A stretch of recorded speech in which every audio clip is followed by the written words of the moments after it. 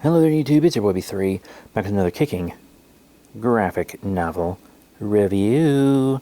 So today we are looking at a very cool book, The Amazing Spider-Man, Volume 8, Threats and Menaces, by Nick Spencer. That "and" is the symbol, not the word. That is important. Let me read you the back of the book, okay? Spider-Man can't be in 4 places at once. Or can he? Peter Parker's life is as complicated as ever. But is science the answer? Meanwhile, J. Jonah Jameson starts his new life as a podcast host. Because of course. And his first guest is Spider-Man. JJJ and Spidey have been on pretty good terms for a while now. So it's only fitting that Jolly Jonah would sabotage all of that and put the entire city in danger, right? Plus the wall crawler must roll the dice in the palace, the new super villain casino run by none other than Chance. And Spidey's odds don't look good. But while Peter's life gets even crazier, what's Boomerang up to? And what does it have to do with the Mayor Kingpin? Peter Parker's life is about to change. Again.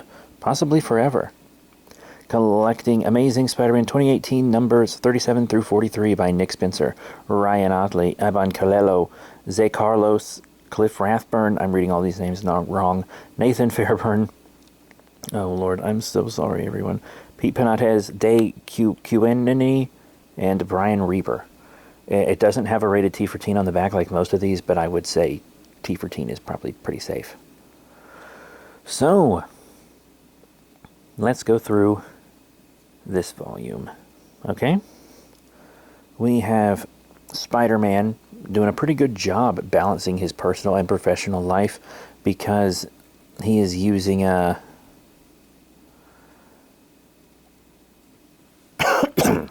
he's using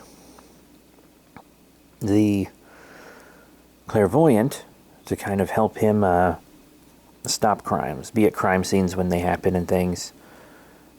And it's really been helping him out. And we get to see him fight some cool dinosaur people and some Power Ranger looking roller skaters who even do straight up make a Power Rangers reference in this very invincible artwork. Pretty cool. Dinosaur, mutants, and Power Ranger parodies on the same panel. Well, same page, not the same panel. Pretty cool.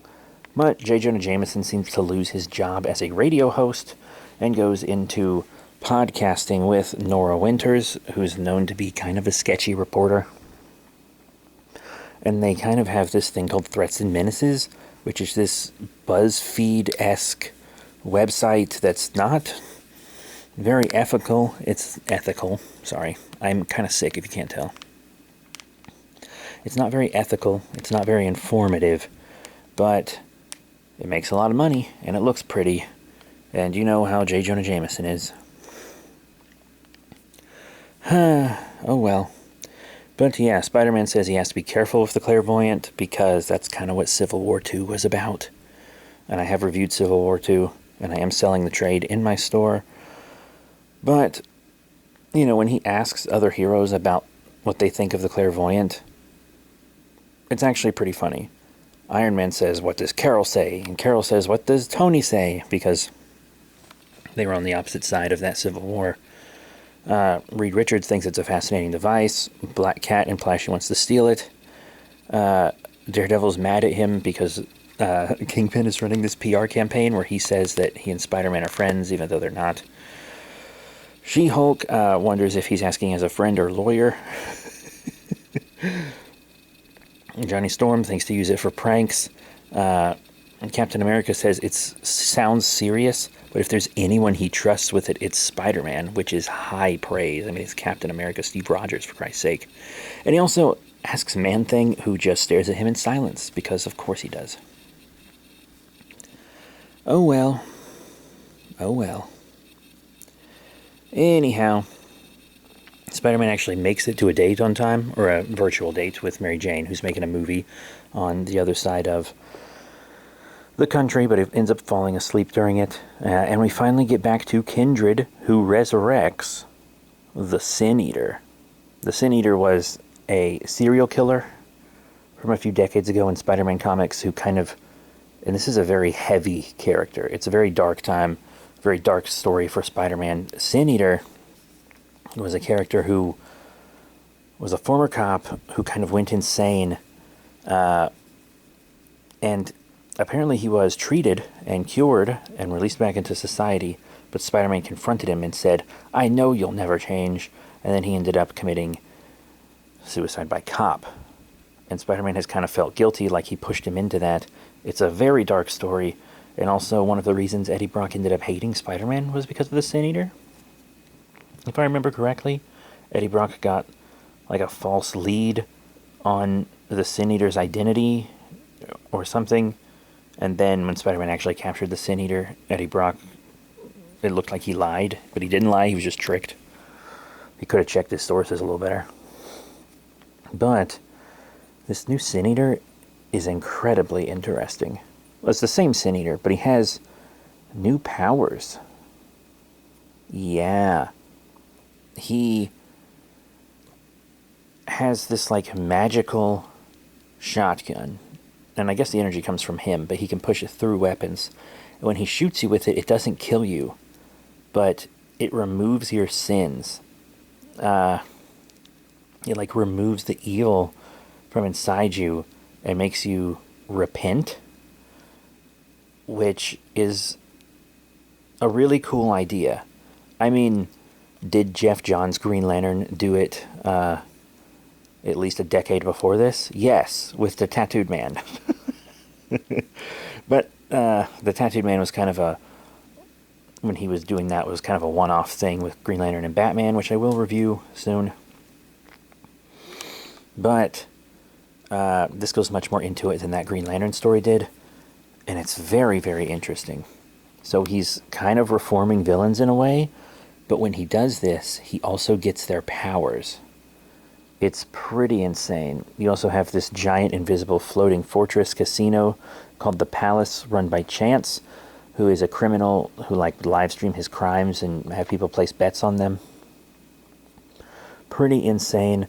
And he also talks about stuff in this, and there is a panel that has stuck with me for years. I read this book shortly after it came out as a trade, and I'm going to read you the speech bubble on this, and I thought it was so funny when I first read this book, and it really has stuck with me.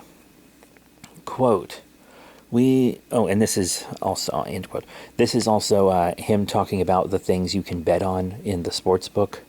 They bet on superhuman conflicts, right? And he said, quote, "We've got superheroes versus superheroes, superheroes versus problems they created, superheroes versus themselves, even the occasional superhero versus supervillain," end quote. That was so funny, because I do feel like just a clean superhero versus supervillains without the villain being one they created or something like that. This was like much more rare now. Just good versus evil, no complications is so rare. I thought that was so funny, especially in a Spider-Man comic. Christ, really good. But yeah, the Foreigner and Chance are betting on Spider-Man, and the Foreigner also kind of, when he loses the Chance, gets pissy and manipulates it so that even though Chance wins against the Foreigner still wins because he's kind of figured out some secrets, which you'll have to read to find out about. I don't want to spoil everything, you know. And then J. Jonah Jameson reports on something Spider-Man told him in confidence, which is something that kind of hurts Spider-Man's reputation in the super spy community with his sister, but kind of helps it with the average Joe. He does a podcast with J. Jonah Jameson that was really interesting and made a lot of really good points. Like, yeah, Jonah did report him as a menace and stuff all the time, but Spider-Man also didn't really ever come to JJ and try to talk to him and prove it or anything. He kind of was constantly pranking Jonah, which kind of solidified that. There was a lot of interesting stuff in the podcast section. Very, very interesting conversation between Jonah and Spider-Man. I really loved it. And of course we get some stuff with the Sin Eater hunting down villains. And Overdrive is his first one that he hunts down. And Overdrive is like this guy with these nanite powers, and he uses them to pretty much just supercharge any vehicle that he's in, which makes him hard to catch, but the Sin Eater is doing a good job at keeping up because he has demon powers. So Spider-Man is offered a job with threats and menaces through Peter Parker. So I guess he could pull in a double paycheck, you know? And then Jamie, who is the one that was making the clairvoyant, is using it to gamble. And he's not being really selfish about it. It's one, field trials for the clairvoyant, and two, later on it is revealed that he's doing it to pay for his mother's medical treatments. So it's not completely awful. And also the Chameleon is the one funding threats and menaces. Uh-oh. So I'm a little more than halfway through this trade review right now, and I was just editing it. And like the second half didn't record, so this is me re-recording the second half now. So Spider-Man and Boomerang are in the sewers fighting an army of vermin clones, and Boomerang has kind of become a hero recently after Secret Empire, I believe. And Fisk can't publicly go against him because he is kind of seen as a hero to the public, and he tells Spider-Man that he's been charged with this mystical task of finding the pieces of this tablet and keeping them out of Kingpin's hands. And so Spider-Man's helping him locate all the pieces, and there's one here in the sewer, but it appears to be guarded by this big, like, kaiju called Gog, which is an old Spider-Man foe who's more like an animal than anything, simplistic creature. And then it cuts to the Lethal Legion, made up of Count Nefaria, Whirlwind, Gargoyle, and the Living Laser, all of which are being tracked by the Sin Eater, the vigilante that wants to, quote-unquote, remove their sins.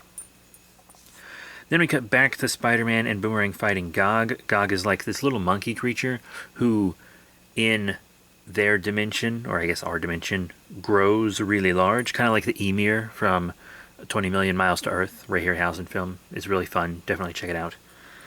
And Gog is guarding the tablet.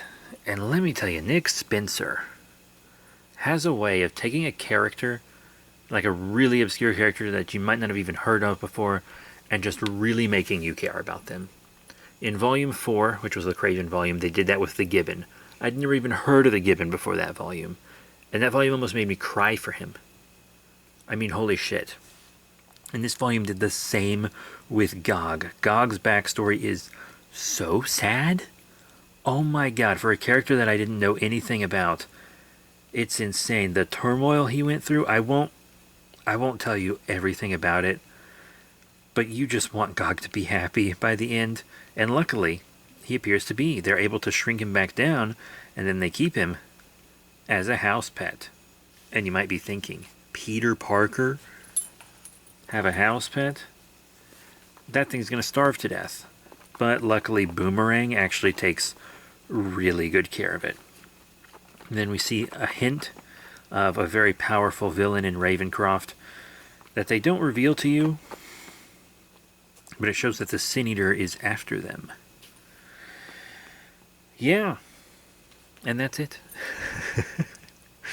I had to end up doing it a little quicker. I wanted to go more into Gog's backstory, and in the first recording I did, I went step by step through Gog's backstory.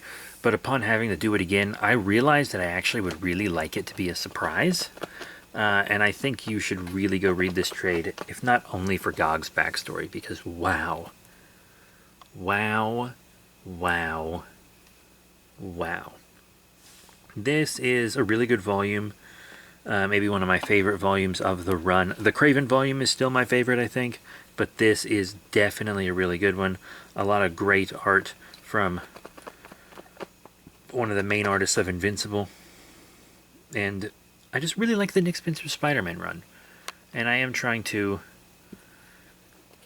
get as much of it recorded as possible. I've read all of it. I didn't read the Sinister War story.